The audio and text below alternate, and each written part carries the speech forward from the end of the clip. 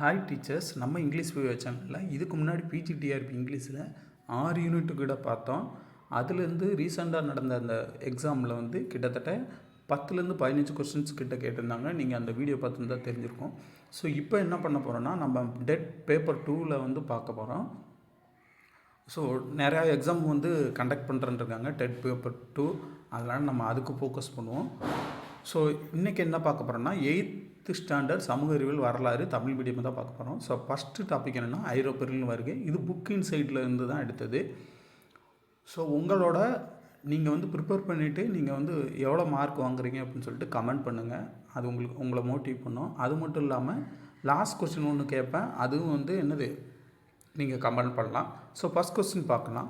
வரலாற்றை அறிய நவீன ஆதாரங்கள் எவை? வரலாற்றை தெரிஞ்சுக்கிற ஆவணங்கள் இருக்கு இல்லையா, அது என்னன்னு சொல்லி கேட்டிருக்காங்க.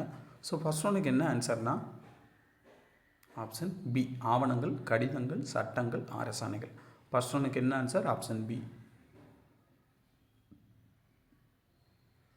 செகண்ட் ஒன், நவீன இந்திய வரலாற்றின் முக்கிய ஆதாரங்கள் எவைன்னு சொல்லி கேட்டிருக்காங்க. எது வந்து நவீன இந்திய ஆதாரங்கள் முக்கிய ஆதாரங்கள் கேட்டிருக்காங்க. ஆப்ஷன்ஸ் பார்ப்போம். இலக்கிய ஆதாரங்கள், கல்வெட்டுக்கள், ஆவணங்கள், மேற்கண்ட அனைத்தும். ஸோ செகண்ட் ஒன்றுக்கு என்ன ஆன்சர்னால் ஆப்ஷன் டி, மேற்கண்ட அனைத்தும். செகண்ட் ஒன்றுக்கு என்ன answer? Option D. Third one, நவீன இந்த வரலாறு தொடங்கிய காலம் எந்த நூற்றாண்டு? எந்த நூற்றாண்டில் வந்து தொடங்குச்சு நவீன இந்த காலம்னு சொல்லி கேட்டிருக்காங்க. ஸோ தேர்ட் ஒன்றுக்கு என்ன ஆன்சர்னால் ஆப்ஷன் ஏ, 18ஆம் நூற்றாண்டு. தேர்ட் ஒன்றுக்கு என்ன ஆன்சர்? ஆப்ஷன் ஏ. ஃபோர்த் ஒன், ஆவண காப்பகம் என்பதன் பொருள் அப்படின்னு சொல்லி கேட்டிருக்காங்க. ஸோ ஃபோர்த் ஒன்றுக்கு என்ன ஆன்சர்னால் ஆப்ஷன் பி, பழைய ஆவணங்கள் பாதுகாக்கப்படும் இடம். ஃபோர்த் ஒன்றுக்கு என்ன answer? Option B. Fifth one, ஆவண காப்பகங்களில் எவை பாதுகாக்கப்படுகின்றன? என்னென்ன பாதுகாக்கிறேன்னு சொல்லி கேட்டிருக்காங்க. இது ஃபிஃப்த் ஒன்றுக்கு என்ன ஆன்சர்னால் ஆப்ஷன் ஏ, அரசாணைகள், கடிதங்கள், போர்க்குறிப்புகள். ஃபிஃப்த் ஒன்றுக்கு என்ன ஆன்சர்? ஆப்ஷன் ஏ. சிக்ஸ்த் ஒன், இது ஒரு முக்கியமான கொஸ்டின். தமிழ்நாட்டில் முதல் ஆவண காப்பகம் எங்கு நிறுவப்பட்டது? எங்கே வந்து இது ஸ்டார்ட் பண்ணாங்கன்னு சொல்லி கேட்டிருக்காங்க. ஸோ சிக்ஸ்த் ஒன்றுக்கு என்ன ஆன்சர்னால் ஆப்ஷன் பி, சென்னை. சிக்ஸ்த் ஒன்றுக்கு என்ன answer? Option B, Chennai. Seventh one, ஆவண காப்பகம் எந்த ஆண்டில் நிறுவப்பட்டது? எப்போ வந்து இது வந்து ஸ்டார்ட் பண்ணாங்கன்னு சொல்லி கேட்குறாங்க. சென்னையில். செவன்த் கொஸ்டின், சென்னையில் எப்போ வந்து ஆவண காப்பகம் தொடங்குனதுன்னு கேட்டிருக்காங்க. ஸோ செவன்த் ஒன்றுக்கு என்ன ஆன்சர்னால் ஆப்ஷன் பி, 1909. செவன்த் ஒன்றுக்கு என்ன ஆன்சர்? Option B.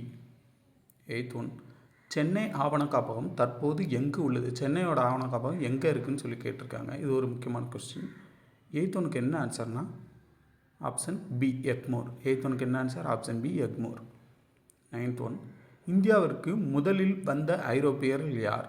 யார் வந்து இந்தியாவுக்கு வந்தாங்கன்னு சொல்லி கேட்டிருக்காங்க. ஸோ நைன்த் ஒன்றுக்கு என்ன ஆன்சர்னால் ஆப்ஷன் சி, போர்த்துகீசியர். நைன்த் ஒன்றுக்கு என்ன answer? Option C. Tenth one, இது ஒரு முக்கியமான கொஸ்டின். வாஸ்கோடகாமா இந்தியாவிற்கு வந்த ஆண்டு? எப்போ வந்து வாஸ்கோடகாமா வந்தார்? இதுக்கு என்ன ஆன்சர்னால் ஆப்ஷன் பி, 1498. டென்த் ஒன்றுக்கு என்ன answer? Option B. 11th one, Vasco da Gama இந்தியாவில் எந்த துறைமுகத்தில் இறங்கினார்? எப்போ வந்து இவர் வந்து இறங்கினாருன்னு சொல்லி கேட்டிருக்காங்க. இது ஒரு முக்கியமான கொஸ்டின். 11க்கு என்ன ஆன்சர்னால் ஆப்ஷன் பி, கோழிக்கோடு. 11க்கு என்ன ஆன்சர்? Option B. 12, டச்சு வணிகர்கள் எந்த நாட்டை சேர்ந்தவங்க? இவங்க எந்த நாட்டை சேர்ந்தவங்கன்னு சொல்லி கேட்டிருக்காங்க. 12th ஒன்றுக்கு என்ன ஆன்சர்னால் ஆப்ஷன் சி, நெதர்லாந்து. 12th ஒன்றுக்கு என்ன ஆன்சர்? Option C. அடுத்து, டச்சு கிழக்கிய இந்திய நிறுவனம் எந்த ஆண்டு உருவாக்கப்பட்டது? 13ஆம் கொஸ்டின். 13ஆம் கொஸ்டினுக்கு என்ன ஆன்சர்னால் ஆப்ஷன் பி, 1602. 13க்கு என்ன ஆன்சர்? Option B.